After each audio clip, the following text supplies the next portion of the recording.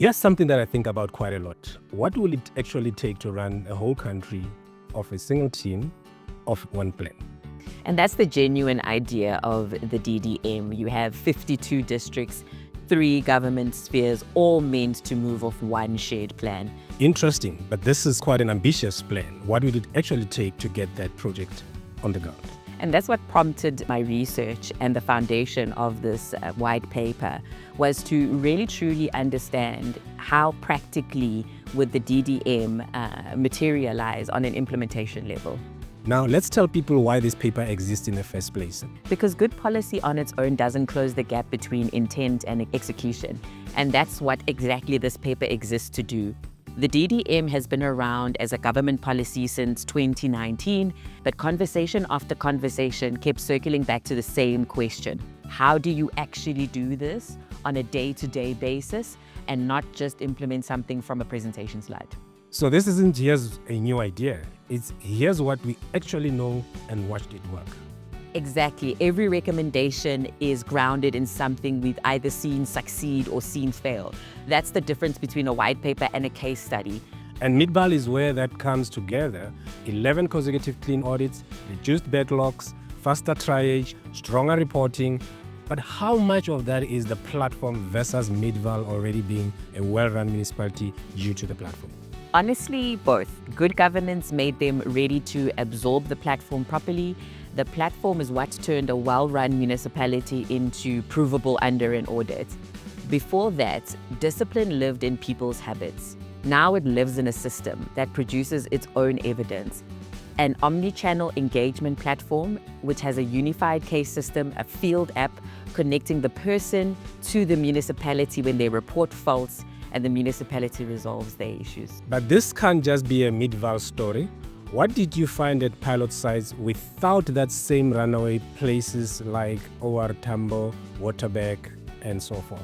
Well, we found the same barriers from the other side. Fragmented systems, uneven infrastructure, departments that were meant to share a plan, but with no shared platform to do it on.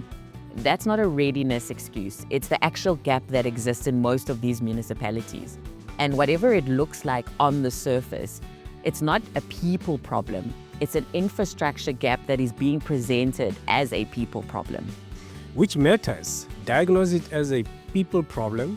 You respond with more meetings. Diagnose it correctly. You build a thing that lets people actually coordinate. What stood out for me in the findings is how much of Midvaal's success was all down to leadership. What did that actually look like on the ground? That was one of the differentiating factors for the Midvaal case study. The executive director herself was present in all the project steering committees, so decisions were made quickly.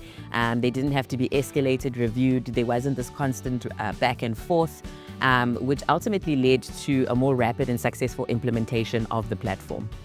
That's the difference. When leadership owns it and not just approves it, the system gets momentum, and that's the success that comes. So if that's what it takes on the ground, what does the white paper actually hand other municipalities to work with? So what the white paper actually hands to other municipalities to work with is not just a record of what happened at Midvaal, but a roadmap for how to get there themselves.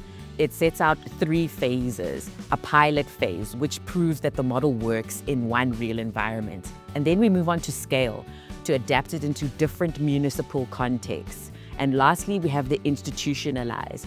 This phase is where most frameworks tend to skip, embedding the platform into normal business operations, such as reporting cycles, into your budget, so it outlasts whoever started the implementation. But wait, scale is usually where good pilots quietly die. Which is why the paper names the risks up front: procurement delays, uneven digital maturity, resistance to change. That's what makes this white paper usable and not aspirational. And it also highlights the importance of SALGA. Without a body that coordinates the lessons across the municipalities, you get 52 places solving the same problem 52 different ways. So, when you're working in the 3 spheres of government and trying to understand what a DDM-aligned digital transformation strategy looks like in practice, this is a conversation to be having right now. And the white paper is a place to have it. Download it and see where the conversation takes you.